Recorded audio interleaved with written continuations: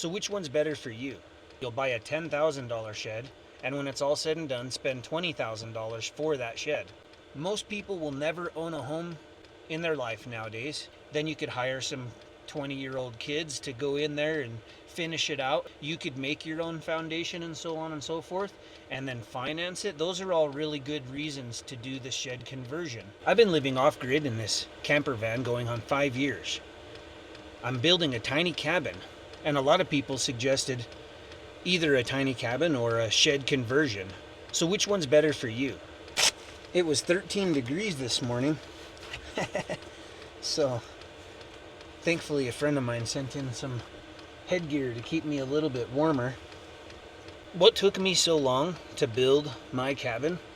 Well, I've been out here going on 5 years, and I've always just wanted to do it the right way. And for me, that just means, I wanted to save the money. I didn't want to half-ass. And personally, I want permits. It doesn't matter to me one way or another how anyone else does it. I'm only speaking from my experience. This is how I wanted to do it. And could I have done a shed conversion? Absolutely. Did I consider it? Yeah. When I first came out here, I thought that'd be really wonderful to have a nice little shed with a porch delivered that I could build out to code, as far as I would have to insulate it and maybe run some wires and probably put down some footers and things and make it a little nicer than they are standard. Could I have done that? Absolutely. But I wound up building a tiny cabin instead, and here are some of the reasons why. I don't use credit. So, going to pay cash for a shed really wasn't in my cards. And paying credit, it just wasn't something I wanted to do. And while a lot of people have pretty good credit and might go finance a shed to do a shed conversion, oftentimes it's 100% interest. And so you'll buy a $10,000 shed, and when it's all said and done, spend $20,000 for that shed. That's not uncommon at all. And that's just something that kind of steered me clear of it. Now, if I was in a position where the only option was to use financing and pay a shed off, then absolutely, by all means, I think that's a good opportunity. Most people will never own a home in their life nowadays, and they certainly won't own it outright. Most people these days, when they say, I own my house, they don't. They're making payments to a bank and will for the rest of their life, like they do with their truck. If you can get a piece of land, preferably cheaply, and a shed, and throw it on there and convert it, I think that's a pretty good idea. For me personally, I am fairly skilled at building, and for the same amount of money, let's say that I spent $12,000 on a shed. Well, the truth is I'd have to spend probably 12 more to convert it. And so you got $24,000 for this shed. And we're talking roughly the same characteristics. So for that same amount of money, I'm able to build myself a tiny cabin with much more robust timber. So my beams are 4x8s. There's nothing like that in a shed conversion. My posts are 4x6. I haven't, very few shed conversions are going to have any 4x6 posts. They would be 4x4 at the most, if they have any posts at all. They don't have a foundation at all. I have 20 piers that are under the frost line. I don't have anything smaller than a 2x8 in my entire cabin. Most sheds would be 2x4, if not potentially less in some areas. So they're not built to code in the first place. They can be brought up to code, and a lot of counties kind of will help you with, hey, these are the things you need to do to bring that up to code. But overall, the point is, for the same amount of money, you can build a larger, more robust, better built, to code, more easily to permit cabin. So cost for cost, if you're willing to do the building, you can absolutely, no questions asked, build a higher quality home. Building a cabin from scratch is much more customizable. I have a 4-foot wraparound deck around the entire tiny cabin I'm building.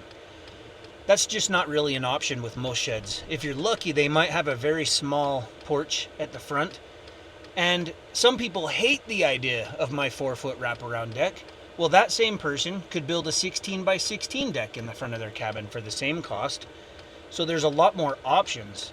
I went with Reflectix for insulation. I'm installing it correctly, so I get a great R value and the thermal capabilities. Mice don't want to chew on it. It's water resistant, fire resistant, and for me personally, in the wilderness, it makes a lot of sense.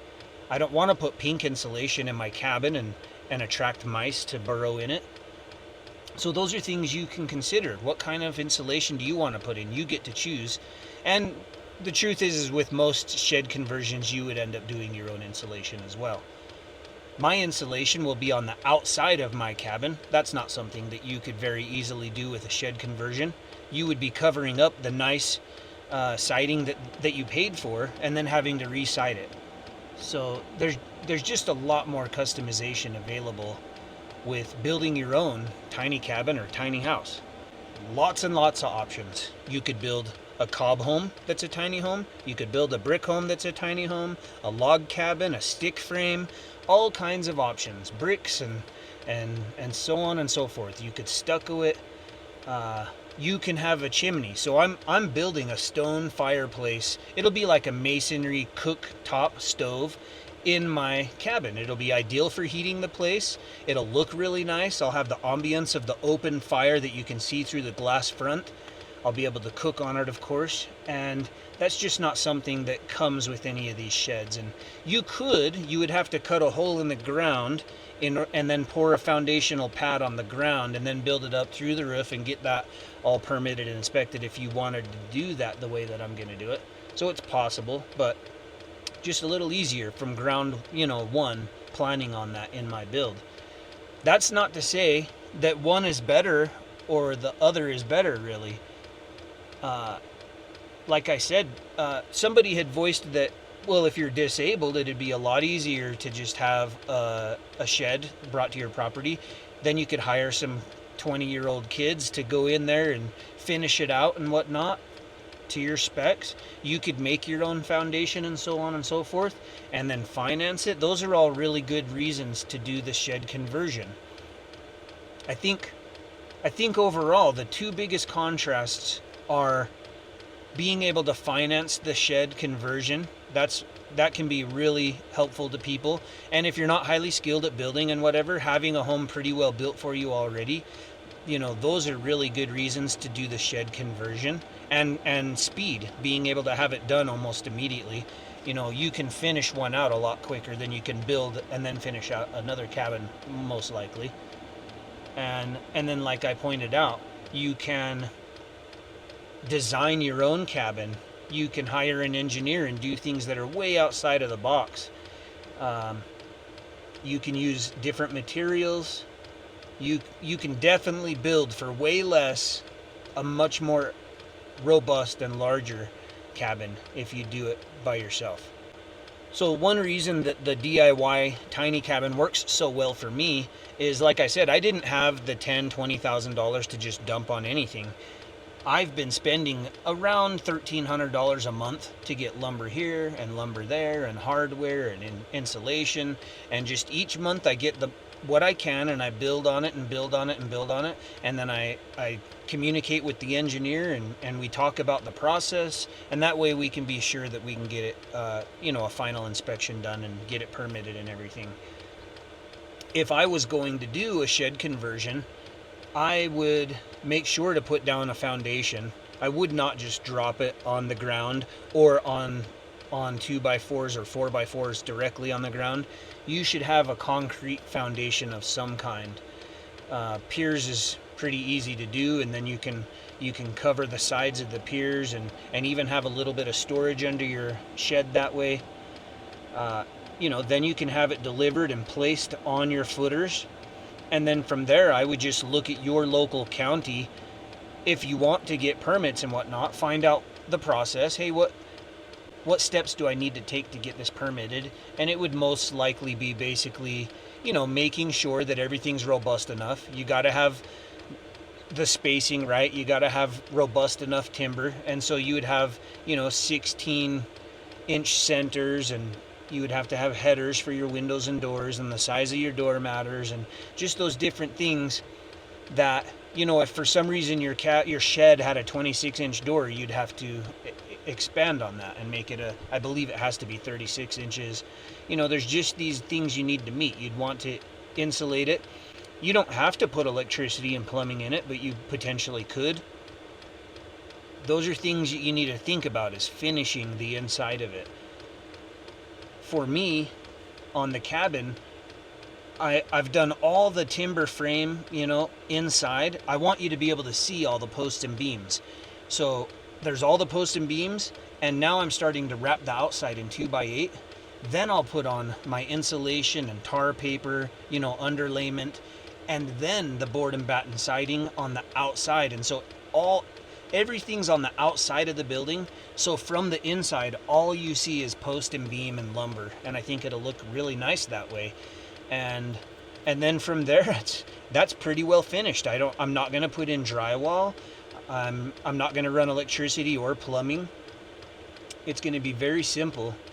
Then I just need to throw in furniture. Once the roof's on and the doors and windows are in, I can pretty well move in. I got to have my heater or maybe set up one of the diesel air heaters as a backup, and I'll move this is my heat pump / air conditioning unit. I'll put a link down below if you want to check it out. It's a hybrid that runs on solar only, or solar and the battery bank that I have.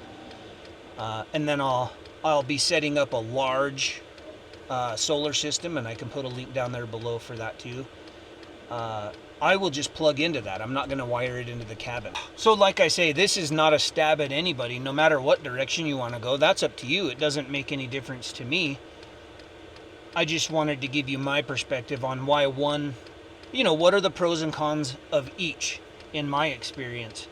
And if you want to see the entire playlist from the beginning till now, I have about 15 videos so far, step by step, showing my cabin build, so you can check that out. You can subscribe if you'd like to learn more about my homestead, and I'll catch you guys on my next video.